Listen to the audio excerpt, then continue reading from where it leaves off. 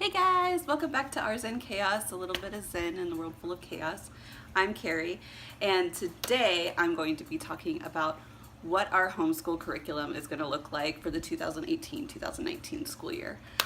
So, it has been a while since I've talked anything about homeschool, mostly because with the pregnancy and with it being summer and all of that, homeschool has just kind of gone out of the picture and it has not been my forefront right now. But now that it's the end of June, coming into July, I figured it was a good time to go ahead and start gathering all of our supplies for the upcoming homeschool year. I had already decided on what our curriculum was going to be before even the end of last school year. So I already knew that, but I needed to gather all the materials. So last year, as some of you might know from if you've watched my previous homeschool videos, you know that Luna was going to public school and that wasn't working for us, so we were like, okay, let's go ahead and pull you out of public school and bring you to homeschool. And even though I had some knowledge of what I was doing, I was kind of flying by the seat of my pants, and so I just picked up a whole bunch of workbooks and we just kind of worked through those, and it worked pretty well. But by the end of the year, she was super bored of the workbook. She was starting to kind of fight the idea of doing schoolwork. She just wasn't into it as much. So this year we are changing things up, and I'm really excited that I've had that whole year of practice, if you will. I don't know how bad that sounds, but that whole year of kind of figuring out what her learning style is and how she best works. To be able to figure out what I think the best curriculum is going to be. So we're going to try this year and we'll see if it works. Maybe we'll get halfway through the year and it's not working, and then we'll change again. And that's just the beauty of homeschool. You can just change as many times as you need to. So this year, what we're deciding to do is we're going with a curriculum called Torchlight. And what Torchlight is a literature-based curriculum. They have 3 levels. They have level K, level 1, and level 2. We're actually going to start with level K this year, even though Luna is technically going to be a 2nd grader. I wanted to start with level K just to kind of get used to the literature-based type of program. And with level K, it's actually for ages 5 to 7. Luna is going to be 7 in July, so she'll be 7 for this entire school year. But they said through the curriculum, you can kind of stretch it for ages 4 to 8, depending on what kind of books you add to it. And since Serenity is 4 now, we'll be basically having them both do the exact same curriculum, which of course makes it very easy for me, especially because we're gonna have a newborn in the house come November. So that's right at the beginning of the school year. So it'll be interesting. We're actually going to start school a little early because of that. We're going to start end of July, beginning of August, just so we have time to really get the routine down before introducing a newborn into the family. So wish us luck on that. So a little bit again about Torchlight is that it is a literature-based secular curriculum.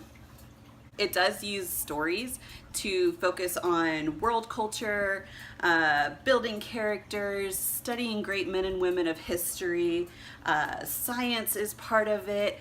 All of that is part of this curriculum, and I love the fact that it's all storybooks because my kids love books. We go to the library all the time. So I'm very excited to see how they do with this. Now it's not just reading all the time. There are projects that they do. It's completely outlined. I love it. So with Torchlight, you can feel free to go to their website. It's not sponsored at all by any means. This is just what we're doing this year. And you can download a sample of what the actual curriculum looks like before you buy. And what they basically have is they have their book list. So you can see all the books that you would need throughout the year. And you can either buy them or you can just rent them from the library. So we're kind of doing half and half. We have the spines, which are the books that you keep coming back to throughout the year. I went ahead and bought all the spines for the year. And then the books that you just use week by week, we're just going to rent those all from the library, unless we just can't find them at the library, and then we'll buy them. But My preference is to just rent them from the library, and from my research, it looks like the Austin Library has pretty much all of them. So I'm really excited about that. Then you will also see on that curriculum page, it basically shows you the first week, and that's how every week is lined out. So it has Monday through Friday, and it shows what books you're going to need for that week and what days you're going to be doing what, and then underneath it has like the different projects that you do for each of those days. So it's really simple and easy. It's all laid out for me. I don't have to do lesson plans because they're already done for me. I just have to pull out those books for the day, read off what it is, pull out the materials, and we do the project, which is great. It's gonna save me a lot of time and effort this year, because last year I was like Pinteresting it up and going to like other YouTubers who were homeschoolers and talking to my friends and trying to figure it all out, and I was just lost. But we made it through. Luna is reading now, which was a huge accomplishment. She's doing great with math. She's just doing so well. So it's working out for us, thankfully, and I'm really excited to see what's gonna happen this school year. So I'm gonna go ahead and get into like kind of the nitty gritty about what books we're using, what games we're using, and what materials we're gonna need for this year. The materials are so basic for this program, which I really appreciate. It's not a ton of stuff you have to buy. Also, this curriculum is only $30. $30 for the entire curriculum. And then you can, like I said, you can probably get most of the books from your library, either on e-readers or actual books, at least in the Austin library. So if you live in a bigger city than Austin, which isn't very hard, you could probably get all these books. It's a pretty inexpensive and affordable curriculum, which I appreciate, especially homeschooling two kiddos. So the supplies are construction paper, scissors, glue or tape, colored pencils, regular pencils, markers, crayons, a dry erase board, like one of those small ones, dry erase markers, and like a little eraser for it, and then a globe or a scrunch map. I just got this scrunch map for now because I haven't found a globe that I like, that has like good reviews and that's accurate, because I'm a little scared to put $50 towards a globe and have it be geographically inaccurate, because that's like my biggest fear. So we will see, but I got this scrunch map. It's waterproof, it's great. Like you can see it you could shove it into this little baggie it comes with, and it wasn't very much. I think it was like $10. So we have that, and that's it. That's all the supplies you need aside from the books. So I'm really excited about that. Now this curriculum covers most of all of the subjects that your 4 to 8-year-old is going to need to know. It covers literature and poetry, reading and writing, art and music, social studies and culture, science, building character. So those are the 6 that it covers through this like literature-based reading that you're going to be doing. The only thing that it doesn't include is math, which you do have to get separately. So it suggests Right Start math. Last year we did use Singapore math, and that seemed to be working out pretty well, so we might stick with Singapore math, or we might go Right Start. I honestly haven't researched the math part as much as I need to, because I only have about a month left before we need to get started. So if you have suggestions on fun, entertaining, educational math curriculums or just workbooks, let me know down below. Like I said, we did Singapore math last year, but since I am going to start introducing Serenity into math, I'm kind of curious if you have any suggestions for pre-K math, because that's not something that I have ventured into yet. And second grade math is what we're going to be doing this year. So pre-K and second grade. So the theme of this curriculum, level K, is worldly wisdom. So a lot of the spines that I'm going to be showing you, again, the books that we're going to keep coming back to throughout the year, are based upon other cultures and just going all around the world and learning about just the world in general. First off is American Girl Around the World Cookbook. I love the fact that they are doing cooking in this curriculum. This was not the original cookbook they suggested, but I could not get my hands on the one that they suggested. So luckily they have alternatives that they suggest for you as well, and this was one of them. And it just explores different cultures and their cuisines. The next one is Goodnight Stories for Rebel Girls, and I actually bought this one for my niece. I have 3 nieces and I bought it for my youngest niece, and I was kind of jealous because I was like, oh, I want that for my girls too. But no, that's okay. And then it was on the curriculum list as one of the spines for the year, so I'm super excited to jump into this. It has beautiful imagery and just tells stories about amazing women throughout history, so I'm super stoked about this one. Next is A Year Full of Stories, which is folklores and legends from around the world. And part of the art curriculum this year is this picture pie book, which teaches kids how to draw, like basic animals and things like that. So this will be part of our art curriculum. This is Building Character with True Stories from Nature. I haven't browsed this one yet, so I'm not 100% certain about the stories inside, but we'll see how it goes. I'm excited. Both of these books are part of the literature and poetry section. The first is Thunder Underground, and this just talks about everything that's underground, from tree roots to animals to subways, all of that, and it's just poetry about all of that. And I like the fact that it is illustrated, because I find that kids, especially younger ones, really appreciate having something to look at and let their mind kind of attach to. The next one is Cricket in the Thicket, which is poetry about bugs. And I know my girls will love this because they love bugs. Again, some really nice illustrations inside to go along with the poetry.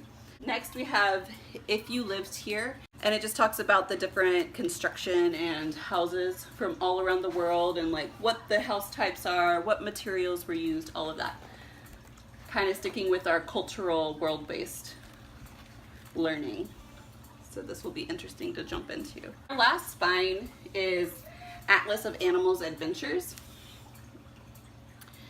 and this just talks about all kinds of animals and where they live in the world, and it's such a beautiful book. It is giant. I didn't realize it was going to be so big.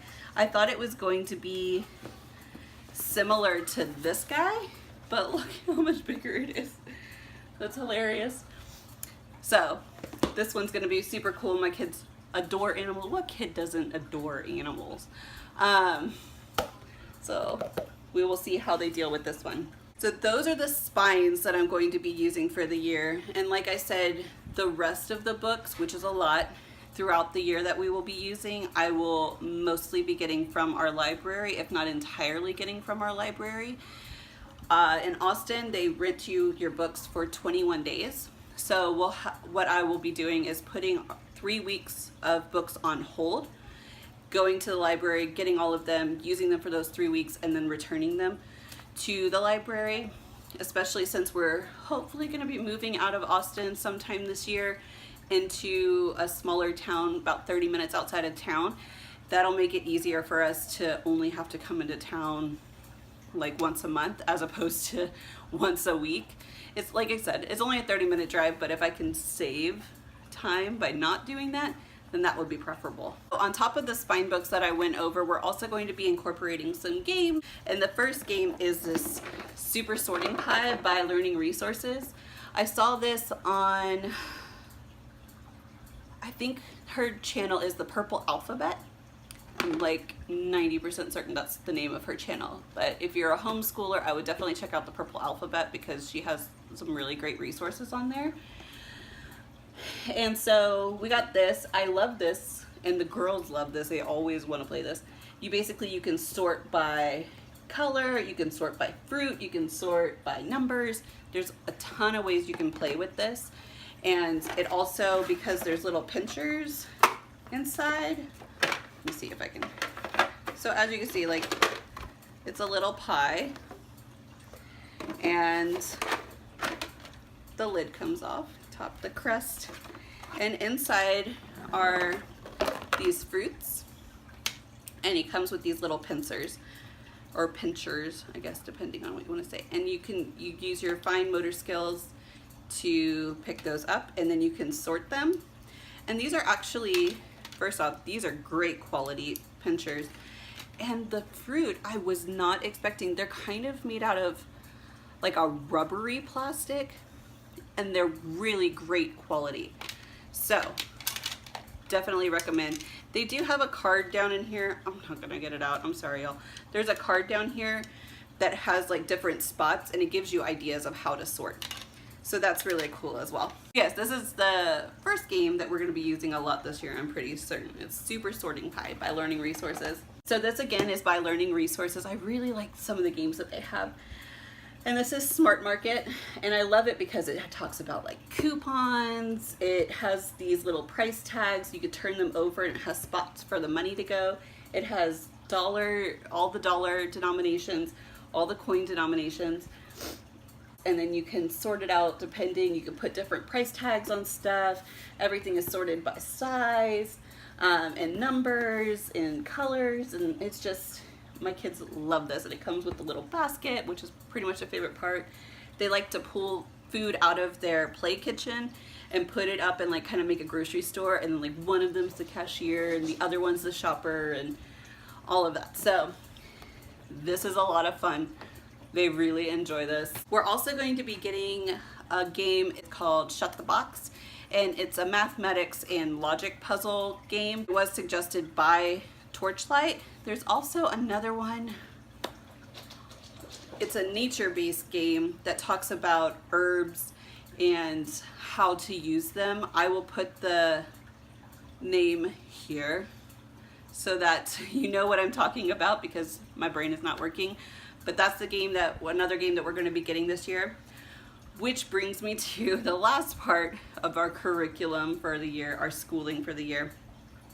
And that is that one day a week, Luna will be attending a forest/wilderness school, depending on what you want to call it. It's basically, Luna goes, and for an entire day, she and her classmates are out in nature, and they're going to be learning about plants and about survival and about animals and about tracking them and about whittling wood and all of that. So I'm really excited for her for that. She's super stoked. If you know Luna, you know she's a total outdoor girl. She loves bugs and climbing trees and being out in nature. It's her favorite. So I'm really excited about this school this year. And along with that, we have been starting to pick up these guys, which are just identification booklets. So we have this one on snakes of Central Texas, for example, because we do have a lot of snakes around here. And it just kind of talks about all the different snakes that you might see, and if they're poisonous, or venomous, I guess, if they're venomous, and what their diet and habitat is. My cat is going crazy. So we're starting to collect these. Look, they sell these at the grocery store, which is pretty cool. I was just at the grocery store the other day, and Earl saw this and he was like, babe, this is so cool. So we grabbed these. I think they had them at Cabela's too when we were there the other day. So that's fine. That's just something that we have as like a reference tool for the girls. And also to kind of go along with Luna's forest school that she's doing. So there you have it. That is our curriculum. Hopefully this video isn't too long, and I'm sorry if it is. If you've hung out, thanks so much. If you have any questions about our homeschool curriculum, or about forest schools, or about how to navigate using a library, any of that, let me know down below, and I'll be glad to help you out as much as I can. Otherwise, thanks so much for joining me today. I hope this was educational for you and helped you learn something. I will go ahead and put links to Torchlight down below so that you are able to find it. They do also have a Facebook group, so if I can link to that, I will. And I will talk to y'all next time. Okay, bye.